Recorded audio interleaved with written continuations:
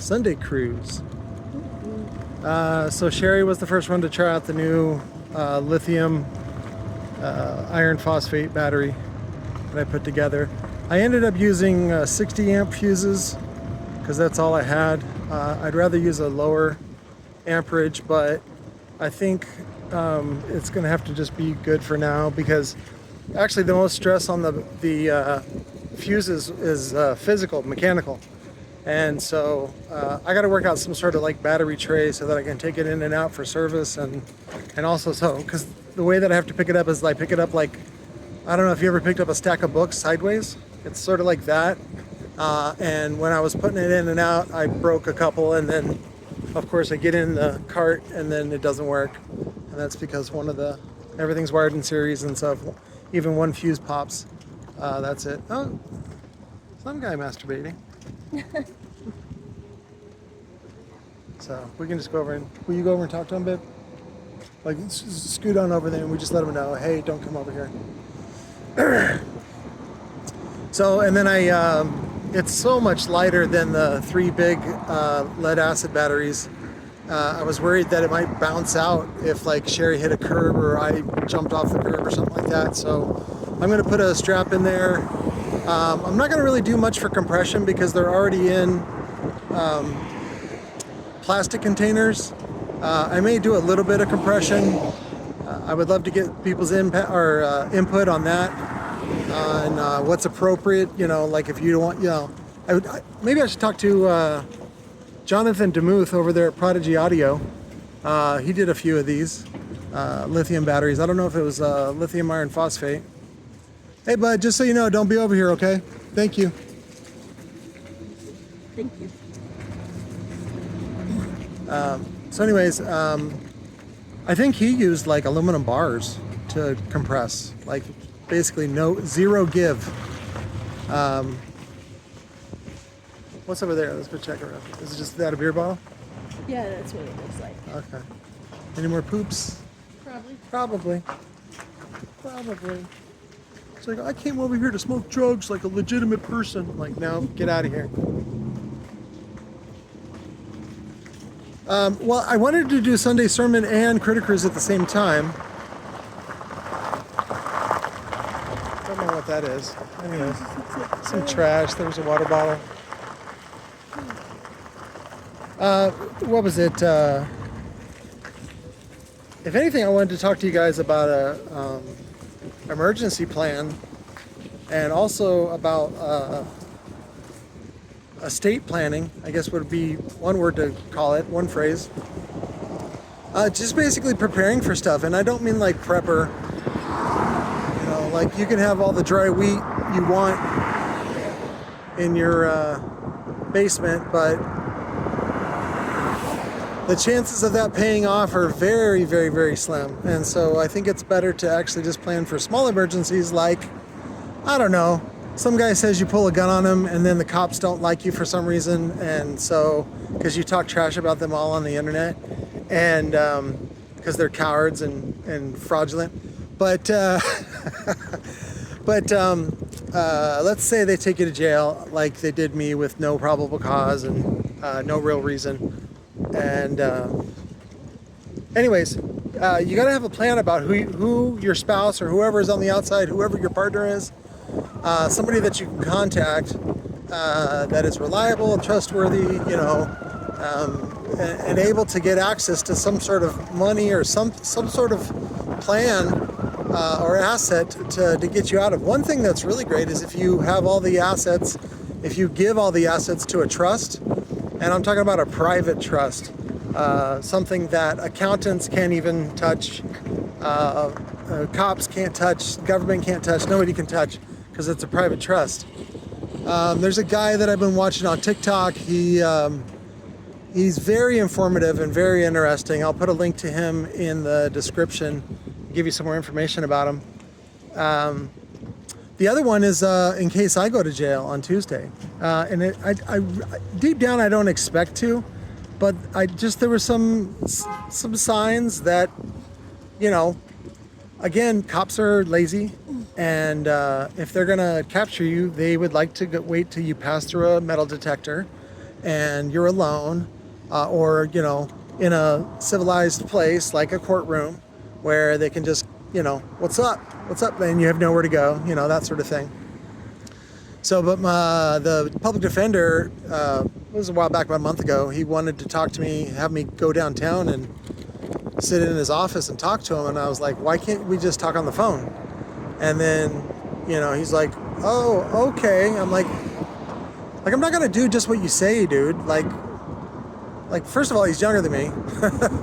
Second of all, he's just a public defender. He's not like a high-paid attorney. And then, like I said, even if he's a high-paid attorney, he's in the guild, right? He's in the bar guild. So, again, their oath to each other, to that fraternity, is over yours. And the fact that most, if not all, don't even reveal that, they're basically committing fraud. Especially if, you know, if his plans were to turn me over to the cops for some reason or whatever. Again, I don't know. And if I'm being paranoid, that's fine. That's okay. That's a good level of paranoia in this day and age. There's more history that I'm reading about all the radicals from the 60s movements were all CIA plants. They were all people that just were paid by the CIA to, like, cause a fucking riot and make a mess to see who flares up, right? To see who it aggravates, to see.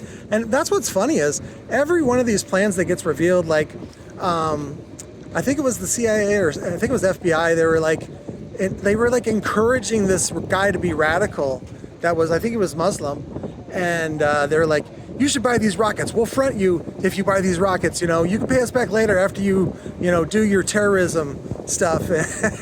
And he wasn't even a terrorist at all, but it was like the FBI was like goading him into being radical. And it's like, why? Why are you doing this? And Sherry and I were having good conversations yesterday about, you know, like when a cop pulls you over and they start asking you questions like, that have nothing to do with the traffic stop or why they pulled over. Do you have any drugs in the car? Do you have any weapons on you? Like I'm not aggressive. I didn't like, you know, throw a knife at you and then drive away. Like I didn't do any of that. But the way that they treat people is terrible, and it's actually really wrong on a lot of levels. The problem is that it becomes so difficult and so time consuming, and nobody really has any time, right, to do anything about this, and nobody has any money to like sue them. And then on top of that, even if you get a lawyer and you got $40,000 to $100,000 to spend on it, it's not worth it. There's no payout. And then on top of that, the attorney's just going to take your money and then split it between the court and his friends. They're not going to help you. There's no help. So that's why it's on you, and the responsibility is on you to learn all this stuff. And I don't, you know, I keep saying TikTok, right? And I understand why a lot of people, you know, have, you know, fed into that propaganda that TikTok is bad or China wants your information or whatever. And it's not like that at all. The TikTok ban is about control. And they're not going to take away TikTok because it's a moneymaker. But what is interesting is a lot of the content creators on TikTok don't have the same kind of presence and numbers that they do on other platforms. I've been seeing some creators, like especially streamers, like gamer streamers, they'll you know, start streaming on multiple platforms at the same time. Twitch, TikTok, and YouTube. Like Winpress, I watch him. What's up, bud? You can't hang out here, okay? Thank you.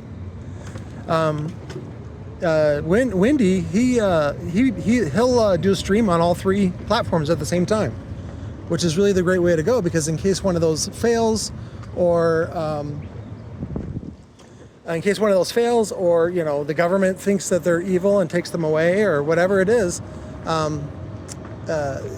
you want to have basically the same numbers on every platform, because that means that all your followers, all your content consumers are really kind of dedicated to you and want your content, and that's a way to let them know. So I encourage you right now, like if you have somebody nice that you like on TikTok, or Instagram, look for their other platforms, whether it's OnlyFans or whatever. Just fucking bookmark it or something like that, or find some other way to be able to get a hold of them, because especially if they just provide unique content that you enjoy, they're not going to get picked up by. There you go, Enlightened Wealth Training. Oh, you got to go, bud. You can't be back here. Okay, thank you. I know you can't sleep back here. Thank you. So, if you enjoy content creators, I would love to do more stuff on TikTok. I think the numbers are there to have a larger audience. However, I like to cuss and I like to do things that TikTok already removed a bunch of my videos for. So I'm like, no thanks. So I'm not a fan of that. And the numbers I have on YouTube, they're fucking great. I love them. I'm very proud of that. Thank you guys for supporting me. And that's another reason why I always enjoy you guys texting me. The other reason why I want you guys to text is because I use Android, and Google allows me, they index the messenger service I use to text from the PC, and there you go. And so when I'm looking for a conversation, I can remember a keyword. I can't remember the whole conversation. Sometimes I can't remember your name, or sometimes, there was two guys named DeAndre that I was dealing with. And yes, they were both black. And yes, I was mixing them up,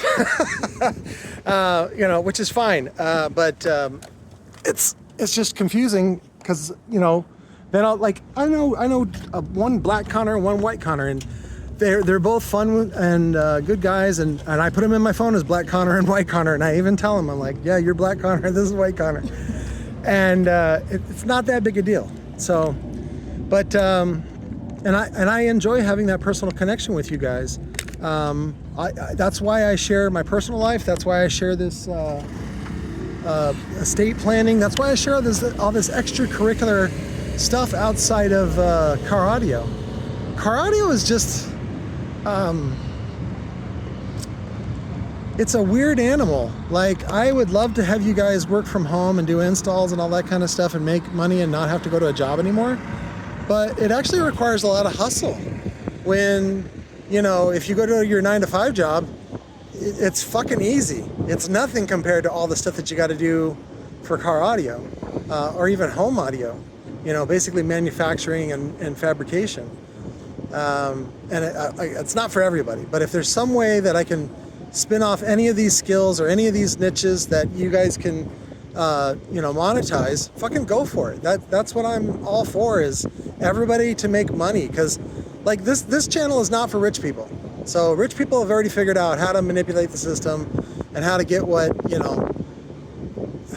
I don't want to say get what they want, because that's the problem with a lot of rich people, is that even though they have millions, they still want more. It's the weirdest thing. I just don't understand that. So even now, I would be fine with this level of luxury that I have.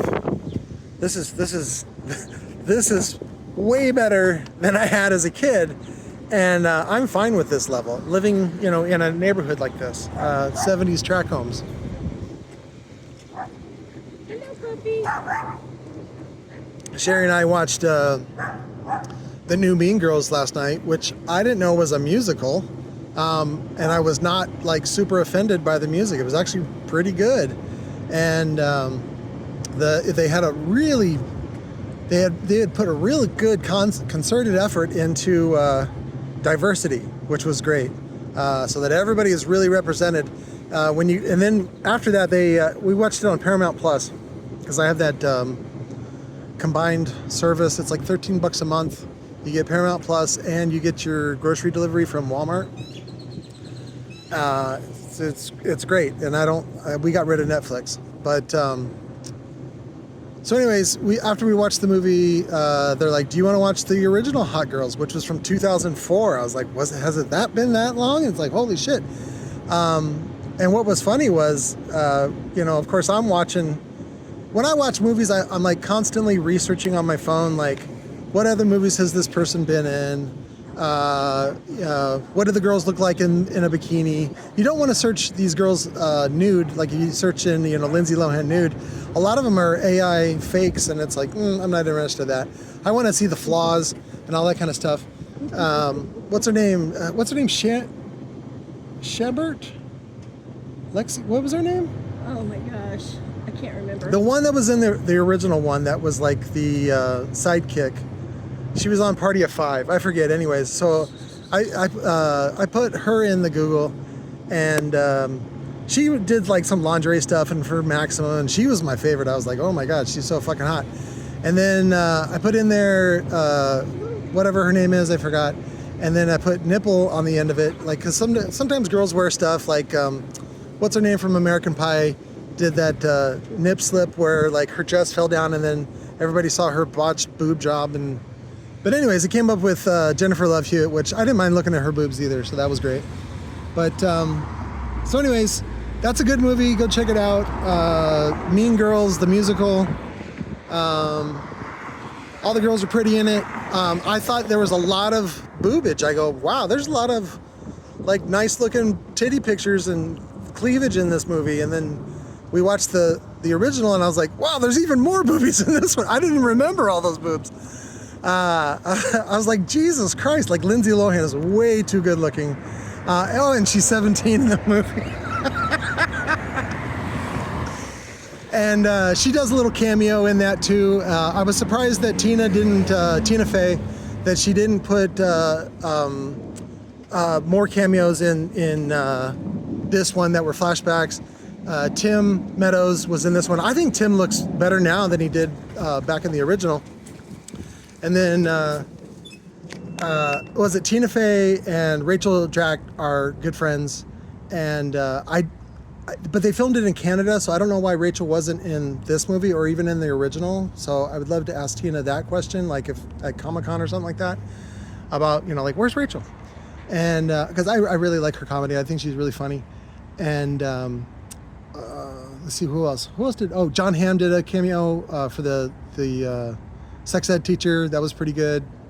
But anyways, it was a good movie. And then we watched the original Mean Girls, and yeah, it was, you can see there's actually a couple spots where you're like, oh shit, like I can see why now that like it was pretty edgy even for then, and especially for now. Some of the jokes are dated, like nobody would dare say that in a movie now and things like that. But anyways, we had a good time last night, and we just had some good talks this morning about again, estate planning, and also in case you go to jail.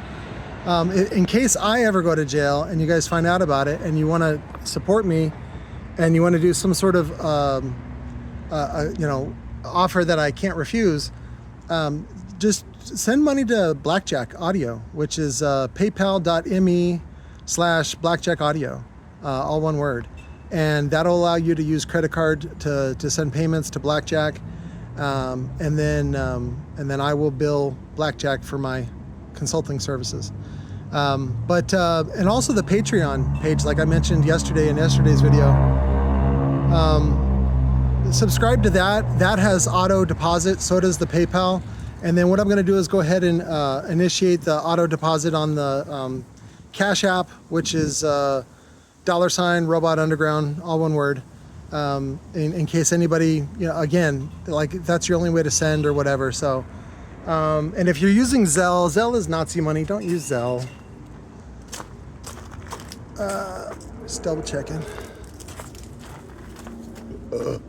Now, as you saw, we had some critters today. People enjoying their Sunday,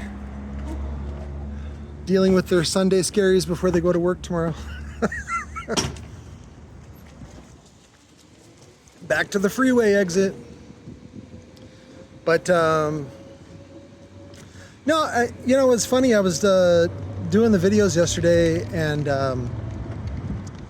I realized that I could go into court and just like try to be nice and not be angry and not take it personal. And I certainly don't want to give up any rights or take a deal or anything like that, because those always compromise you. But I don't have to go in there and like embarrass people. So, and if you got to understand that cops and aristocracy, now remember, cops are the bottom of the pyramid for the aristocracy. So the ones that are on top are the CEOs, you know, like the people that employ you, and lawyers, and even real estate agents are just barely above cops. But that is the pyramid of aristocracy, and those people all have this arrogance about that they're better than you, and that society or God, it's worse that if it's God, has entrusted them, right? Because that's how they became successful, is because they love God so much, and God loves them right back and gives them success, right? And you'd be surprised how many people actually believe that stuff. But anyways, for them, everything is image. Everything, all their value is derived from other people. And so that's one of the reasons why they're constantly competing with one another. They're constantly sucked into the materialism. Why having, you know, $5,000 purses are no big deal to them, and you know, it's a trap, but it's a very lucrative, or not, I don't want to say lucrative, but it's a very appealing trap that appeals to people's materialism and insecurities. If you're a really good lawyer, or you're really good at the law, you don't need to. You can dress like me, basketball shorts and a t-shirt. That's it. And what counts is what's inside your mind, not even what you look like. But again, their world, their aristocracy, again, all their power is derived from other people. To get to my point, is that when you go into court and you try to embarrass them, or even if we went to trial, I would bring up all kinds of things that are embarrassing for them and would put them at risk. And honestly, I don't want to do that. I really just want to move on with my life. They know what they did. They know they violated my rights, and that's what their bonds are for. If ever you get violated by the police, boy,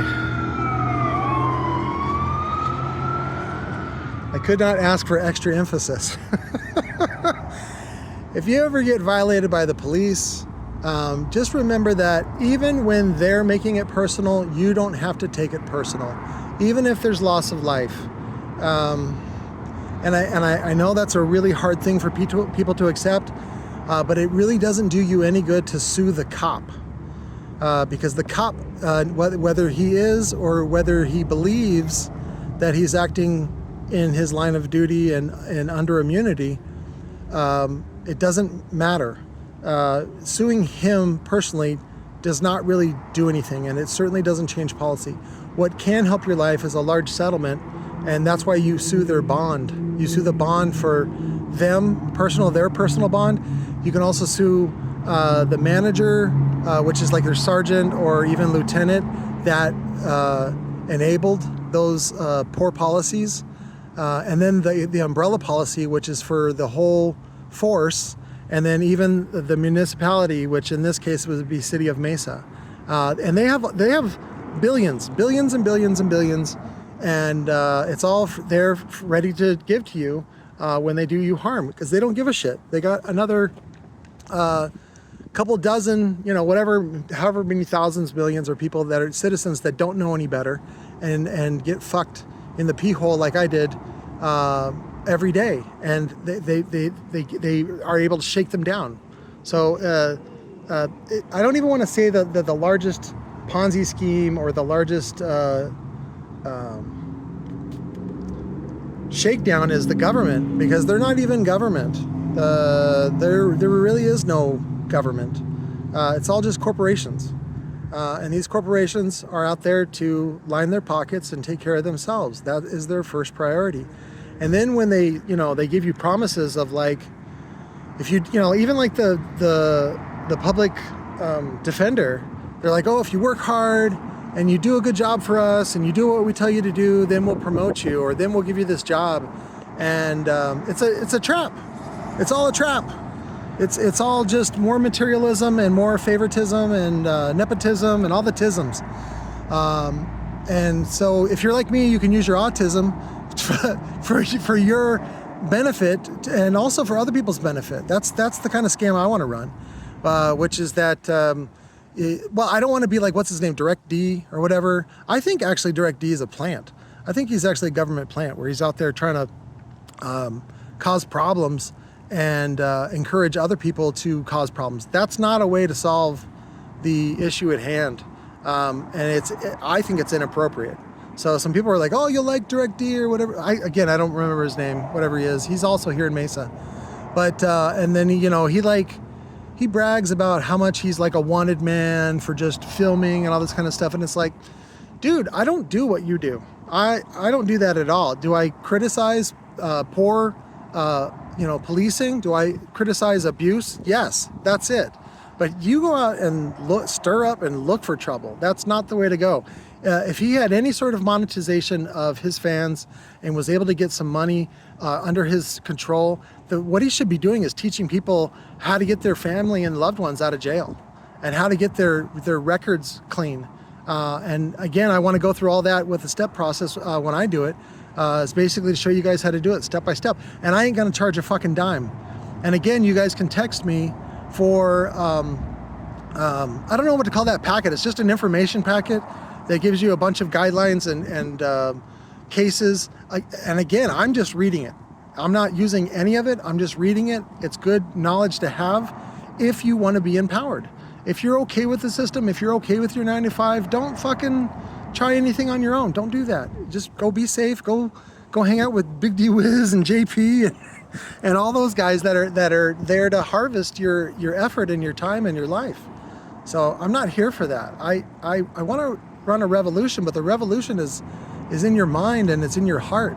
And it's really just about trying to be yourself and be, you don't even need to be accepted in society. It's just about being yourself and then having like a way to have your own space without being under anybody's thumb, whether it be a landlord or the government or whatever. So that's really the kind of lifestyle, which is, I found out, I was on Pissed Magistus. I don't know his name, but anyway, he's a guy that's in Norway, and I love his content on TikTok. He's the one that I put a shout out to in the other title. I was on his live, and I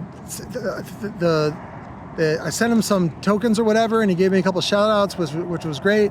But his content is fantastic, and the fact that he hasn't been able to monetize in a way that supports his life is, it hurt my heart. And so I'm like, oh, I need to subscribe to this guy. So I went ahead and subscribed on his TikTok, which is only like $2 a month.